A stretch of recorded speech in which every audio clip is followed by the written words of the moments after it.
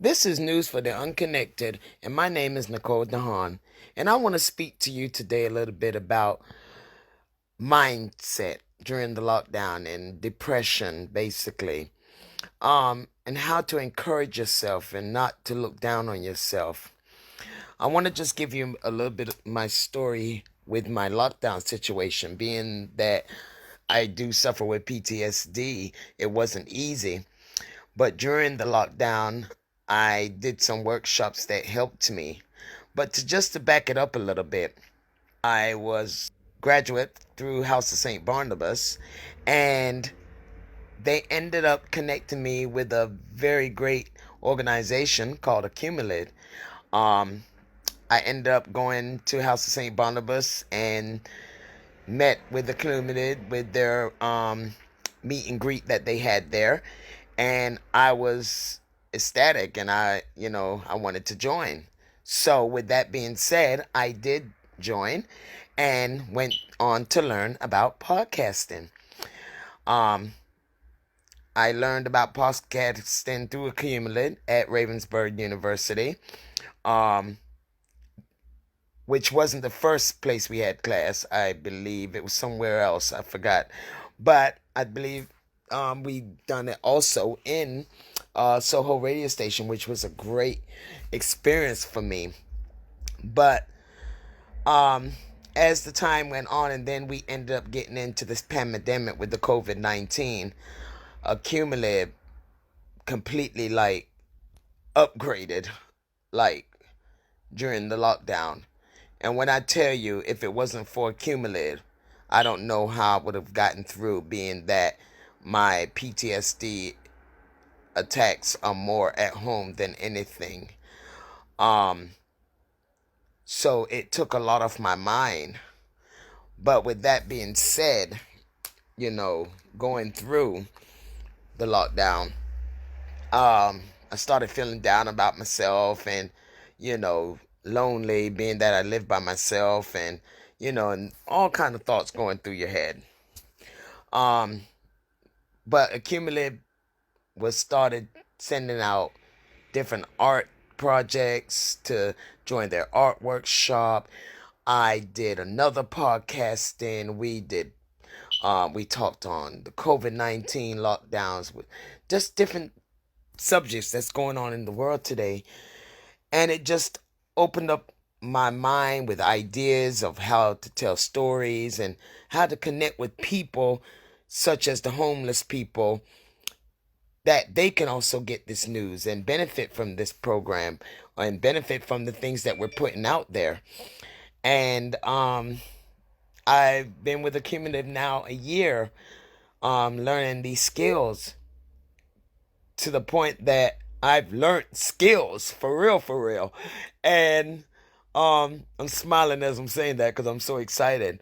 But there was an opportunity that came through during one of the workshops through Accumulate about applying for the access course for Ravensburg University. And this is where the story goes for a twist. uh, During all this, now I've done some arts and crafts of my own for my own personal use.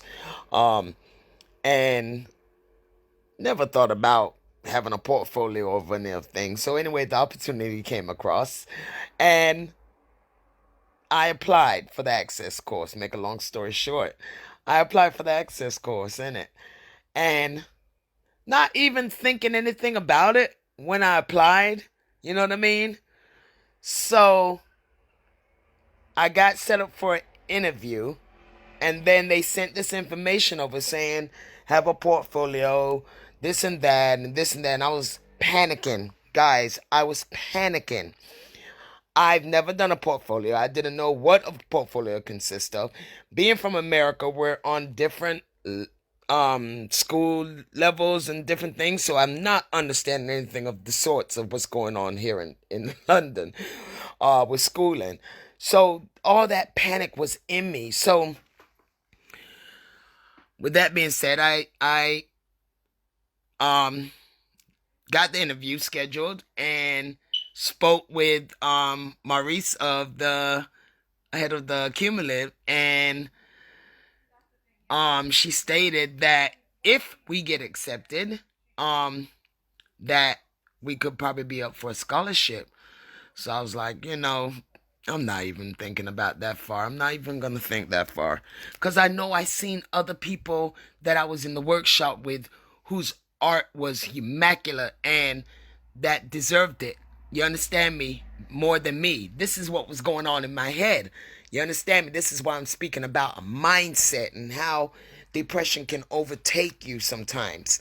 So I ended up doing that and to myself.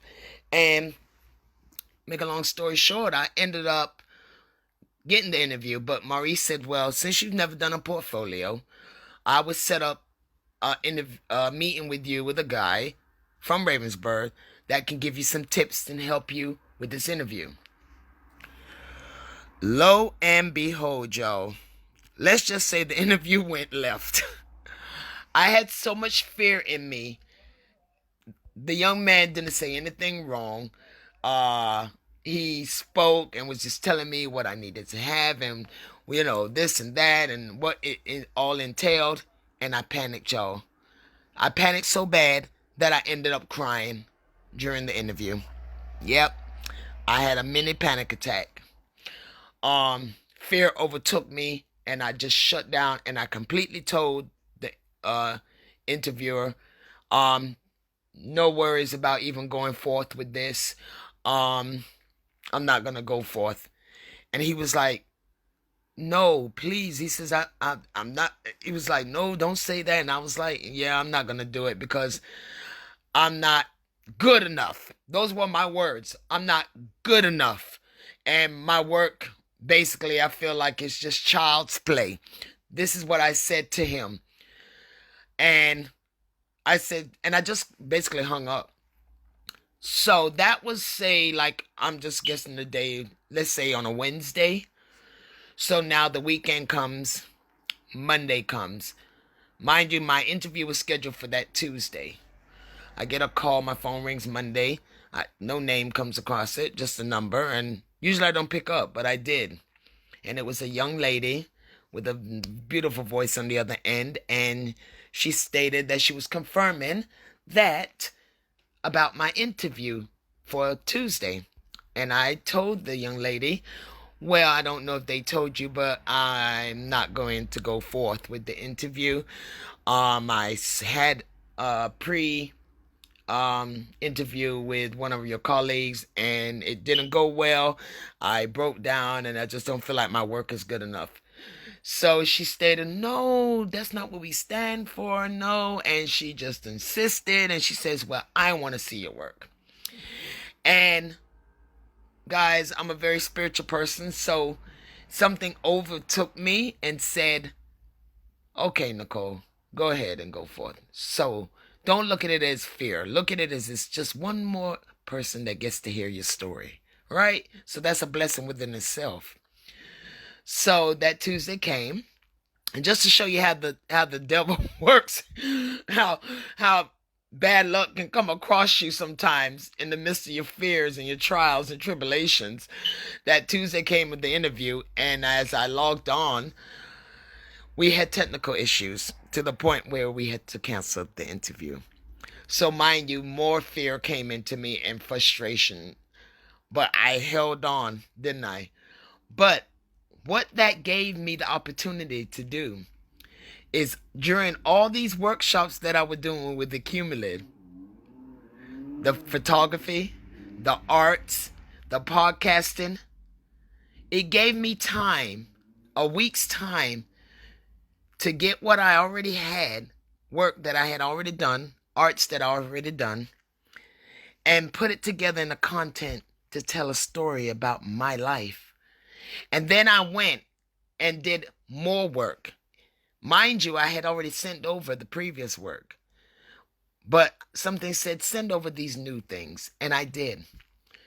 So the young lady rescheduled the interview and I went forth with it, which was another week later. So that gave me time to send over more work, a few more pieces of art. And the day of the interview came, and of course I was nervous as all outdoors, y'all. Yes, I was, honey.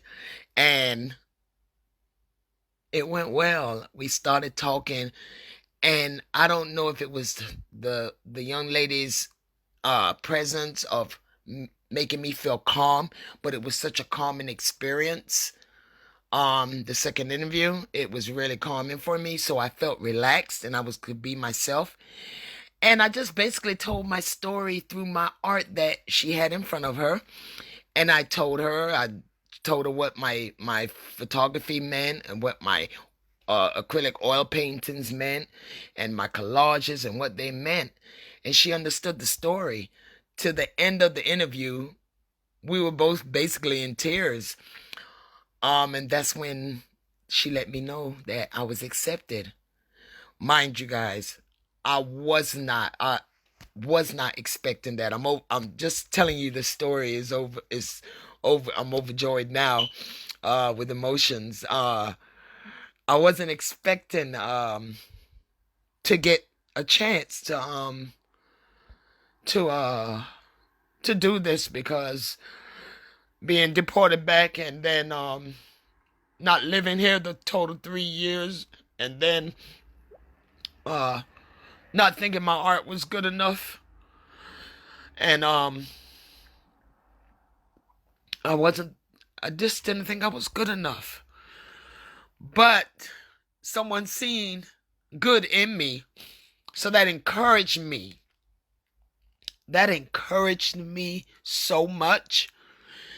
And then when I got offered a full scholarship from a through a cumulative, OMG, that just blew the roof off.